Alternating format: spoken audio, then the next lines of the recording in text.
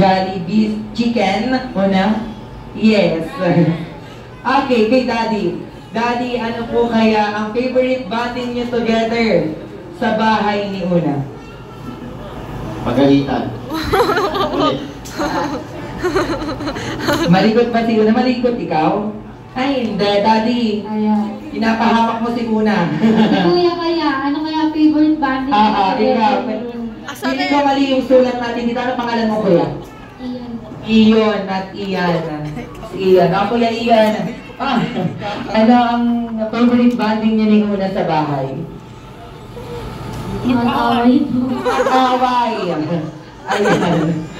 Mag-away si Kuya Iyan at si Una sa bahay. Kaya naman natin, Alex, sa ating second question, uunahin ko na dito si Daddy. Okay, Kuya George. Habang pinifix ni Mami ang shoes ni Una. Okay, Daddy. Ano po kaya ang namana sa inyo ni Una? Ilong, tsaka kilay. Ilong at sa kilay. Bukod po sa physical appearance, ano po kaya ang attitude na namana sa inyo ni Una? Makulit. Ay, hindi daw. Nagpo-protest. Hindi daw makulit si Una.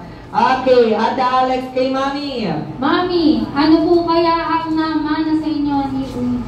Natanong pa ba yan? Kagandahan. Ayan. Siyempre man, hindi kami tututol dyan kasi baka di nyo kami bayaran.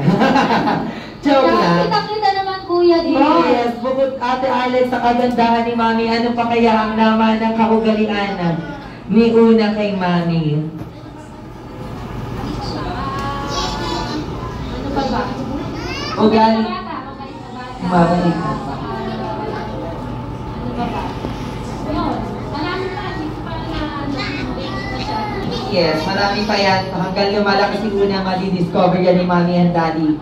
Kaya naman, Ate Alex, uunahin ko na ulit si Daddy para sa ating third and last question. Daddy, ano po kaya ang inyong birthday wish or message ngayong 4th birthday na ni Una? Hola, happy birthday.